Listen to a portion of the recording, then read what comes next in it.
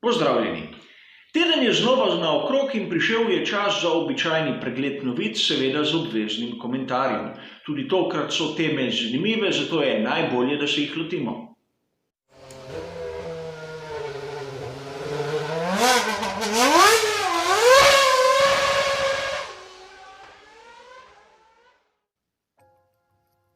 Tudi tokrat se bom omejil na 4 sklope novic, katere po mojem osebnem izboru zajemajo vse tiste pomembne novice, katere bi morali zanimati povprečnega navdušenca Formule 1. Seveda, kot ponavadi, kolikor koga zanima, kaj je pisalo v originalu, katerega vidite tudi na zaslonu, dobi bližnjico seveda v opisu do vseh tistih strani. A lotimo se raje s prvim sklopom novic.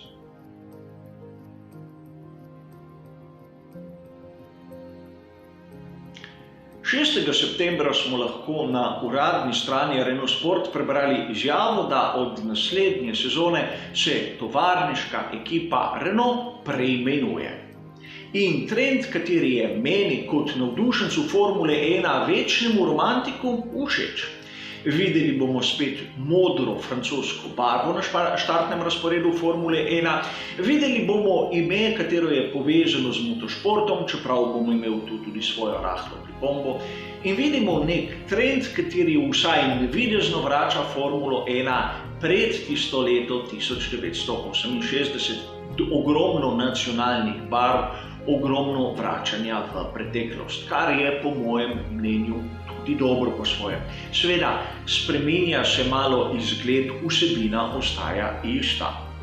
A preden začnem z razlago, kaj pomeni ta menjava imena, mislim, da je prav, da se za trenutek ustavimo pri izgovorjavi. Namreč ne gre za Alpine, ne gre za Alpine, temveč enostavno za Alpin. In v današnjem tehnološkem svetu je izjemno enostavno preveriti, kako je pravilna izgovorjava določenih imen. In tudi Alpin se mi ne zdi tako težavna zadeva, da se je ne bi lahko vsak navdušenec naučil. In če vam ni všeč moja izgovorjava, vam ponujam drugo, malce bolj uradno. Alpine, Alpine, Alpine made by Renault. Alpin je znana znamka v svetu avtomobilizma.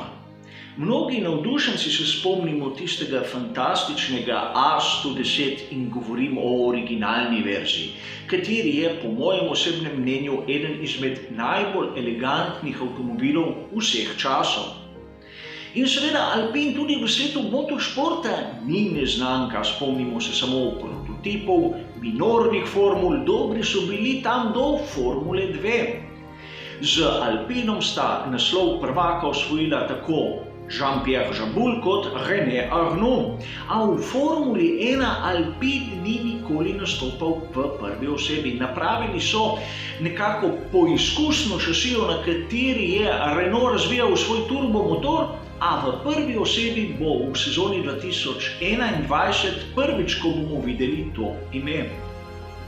Vseeno gesta, katero pozdravljam. A rad bi vas spomnil, da v skupini Renault imajo drugo znamko, katera je zanimiva zgodovinsko za Formulo 1. In to je Gordini. Namreč Amedeo Gordini je za Francoze podobno kot Karl oziroma Carlo Abarth za Italijane. V 50 letih je bil prisoten v Formuli 1, brez velikih uspehov, a imel je lastno ekipo. In če se dobro spomnimo tistih prvih turbomotorjev Renault, katere sem omenil malo prej, na bloku je lepo pisalo Renault Gordini. In zaradi tega, bom rekel, iz moje romantične duše, bi bil izjemno vesel, če bi lahko videl tudi to ime na novi ekipi Formule 1, mogoče kje tam na pogonskem sklopu, vem, zahtevam preveč, a vseeno gesta iz skupine Renault, katero pozdravljam.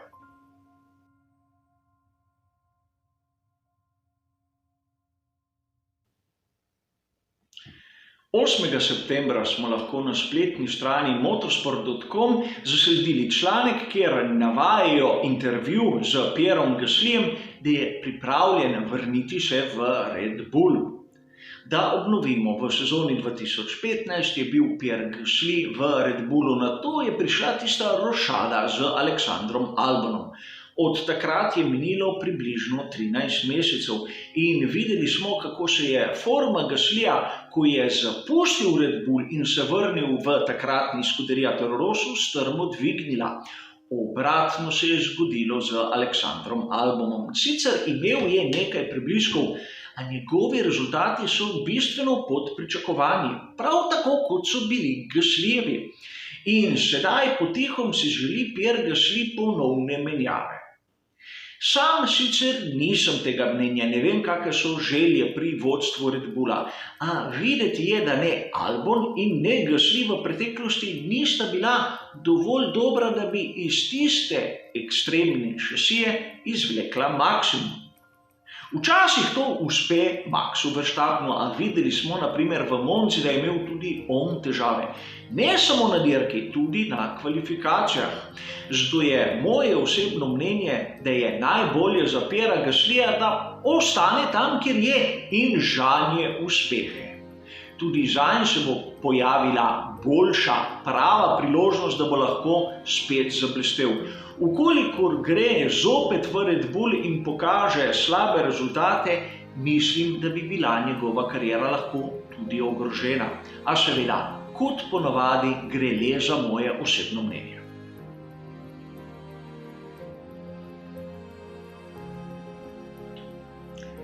Šestega septembra, na dan dirke za veliko nagrado Italije, smo lahko zasledili dve novici, kateri sta svet Formule 1 spravili, po mojem mnenju, v dokaj paradoksalen položaj. Namreč, najprej so pri ekipi Racing Point objavili uradno izjavo, da odstopajo od pritožbe na tisto znano razsodbo glede njihovih zavornih košar. Takoj zatem smo videli, da tudi Scuderia Ferrari odstopa od pritožbe. Pobral sem tisti dve uradni izjavi, kateri sta bili objavljeni na spletnih stranih ene in druge ekipe. Bolj uradne verzije od te pač ne morem dobiti. A situacija je paradoksalna, kajti približno mesec dni od tega, na začetku avgusta, smo lahko prebirali članke, kako bodo pri Scuderiji Ferrari vztrajali, kajti ni dovoljeno tako kopirati bolida Formule 1, vsaj tako je bilo večinsko mnenje mnogih medijev. In v enem mesecu se je izgleda stvar obrnila za 180 stopinj. Pri Ferrariju so brez velikih pojasnil odstopili od pregona bolida RP20. Dobili so zadosti dobra zagotovila, da to v prihodnosti ne bo več mogoče, ampak tisto, kar je letos, zgleda, da je v redu. In seveda videli smo, da so tudi drugi, kateri so se nameravali pritožiti, odstopili, ampak sedaj je zgodbe konec. No, ni je še prav konec, kajti verjetno bomo slišali tisto zgodbo z opomini glede zavornih košar do zadnje dirke v tej sezoni, a ne bo imelo nobenih pravih posledic. Samo papir, samo opomin. Ampak vseeno videli smo, da v ozadju Formule 1 se dogaja marsikaj, kar ni vedno povezano z tistimi pravimi interesi samih dirk in samega športa. A pojdimo raje naprej.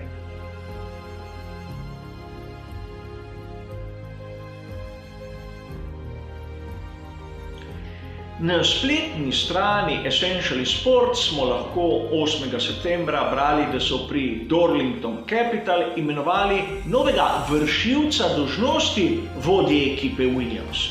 Namreč Claire Williams je zapustila svoje mesto po veliki nagradi Italije in nekako so novi lastniki morali zapolniti to praznino.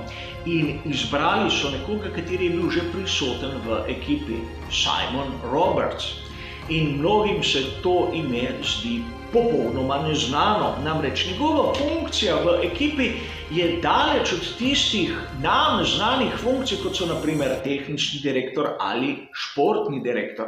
On je managing direktor, on v bistvu skrbi, da denar pride v ekipo, da pokrovitelji plačajo tisto, kar so obljubili, ampak tudi skrbi, da so vsi računi ekipe plačani in da pridejo določene zadeve pravi čas na progo, da imajo vsi člani ekipe, na primer, urejene potovalne dokumente, da imajo plačane letalske karte in tako naprej.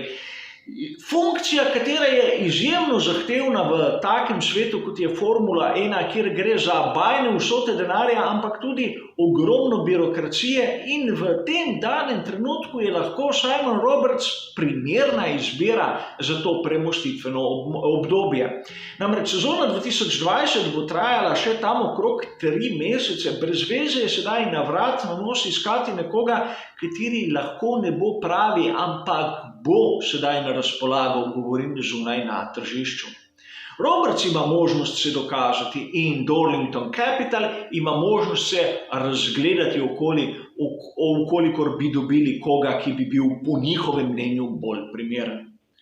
Vsekakor zelo modra poteza, katera nam kaže, da novi lastniki ekipe Williams lahko tudi niso tako nesposobni, kot si nekateri v svetu Formule 1 mislijo.